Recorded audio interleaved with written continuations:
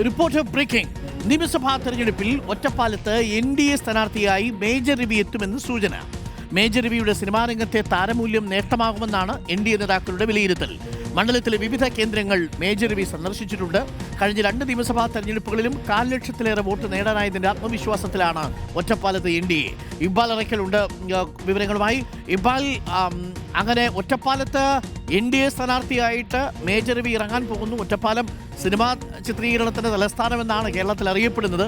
അവിടേക്ക് മേജർ രവി വരികയാണ്. 4 ലക്ഷത്തോളം വോട്ട് NDAക്ക് ഒറ്റപ്പാലം മേഖലയിലുണ്ട്. മേജർ രവിയുടെ സാന്നിധ്യമാകുമ്പോൾ നില മെച്ചപ്പെടുത്താം, വേണ്ടി വന്നാൽ അട്ടിമറി. അതാണോ NDAയുടെ കണക്കുകൂട്ടൽ ഇക്ബാൽ?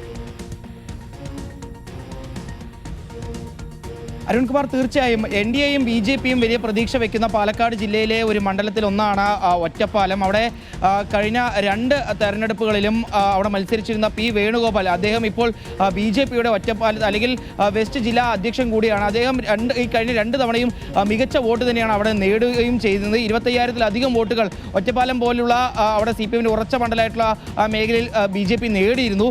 അതിൻ്റെ എല്ലാം ഒരു ആത്മവിശ്വാസത്തിലാണ് ഇത്തവണ ഏറ്റവും മികച്ചൊരു സ്ഥാനാർത്ഥിയെ തന്നെ ഒറ്റപ്പാലത്ത് പരിഗണിക്കണമെന്നൊരു നീക്കം അത് BJPക്കകത്ത് ഉണ്ടാവുന്നത്. ഇത്തവണയും P. വേണുഗോപാൽ തന്നെ മത്സരിപ്പിക്കാം എന്നൊരു ചിന്ത BJP നേതാക്കൾക്കിടയിൽ ഉണ്ടായിരുന്നു. അതിനിടയിലാണ് ഈ സിനിമാ താരം കൂടിയായിട്ടുള്ള BJP നേതാവ് കൂടിയായിട്ടുള്ള മേജർ രവിയെ ഒറ്റപ്പാലത്ത് പരിഗണിക്കാനുള്ള ഒരു നീക്കം BJP നേതാക്കളുടെ ഉള്ളിൽ ഉണ്ടാവുന്നത്. കഴിഞ്ഞ ദിവസം മേജർ രവിയുമായി BJP നേതാക്കൾ ഇക്കാര്യങ്ങൾ സംസാരിക്കുകയും മേജർ രവി ഇപ്പോൾ തന്നെ ഒറ്റപ്പാലത്തേക്ക് എത്തി, ചില ഇടങ്ങളിലേക്ക് എത്തി, ചില സന്ദർശനങ്ങളെല്ലാം ആരംഭിച്ചിട്ടുണ്ട് എന്നുള്ളതാണ് മനസ്സിലാക്കുന്നത്.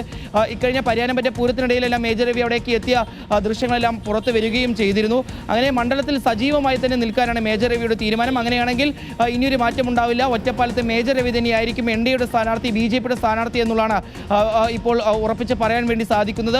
മേജർ രവിയുടെ സിനിമാ താരമായിട്ടുള്ള ഒരു മൂല്യം, ആ മൂല്യം തന്നെ വോട്ട് ഈ തെരഞ്ഞെടുപ്പിൽ വലിയ രീതിയിൽ ഗുണം ചെയ്യുമെന്നുള്ളതാണ് BJP നേതാക്കൾ വിലയിരുത്തുകയും ചെയ്തത്. മാത്രമല്ല അദ്ദേഹത്തിൻ്റെ കുടുംബം എല്ലാം, ചില കുടുംബ അംഗങ്ങളെല്ലാം ഒറ്റപ്പാലത്ത് തന്നെ ഉള്ളവരാണ്, അല്ലെങ്കിൽ ഒറ്റപ്പാല പരിസര പ്രദേശത്തുള്ള ആളുകളാണ്. അപ്പോൾ അതെല്ലാം മേജർ രവിക്ക് ഒരു ഗുണമാവും, വലിയൊരു അട്ടിമറിയിലൂടെ മണ്ഡലം നേടാൻ കഴിയുമെന്നുള്ളതാണ് BJP നേതാക്കൾ വിലയിരുത്തുകയും ചെയ്യുന്നത്. ഒറ്റപ്പാലം നമ്മൾ കഴിഞ്ഞ കുറേ ദിവസങ്ങളായി ചർച്ച ചെയ്യുന്നൊരു മണ്ഡലം കൂടിയാണ്. അവിടെ CPMനൊപ്പം ഉണ്ടായിരുന്ന PK ശശി പാർട്ടി മാറിക്കൊണ്ട് UDFന്റെ സ്ഥാനാർത്ഥിയായി എത്താനുള്ള നീക്കങ്ങൾ നടക്കുന്നു.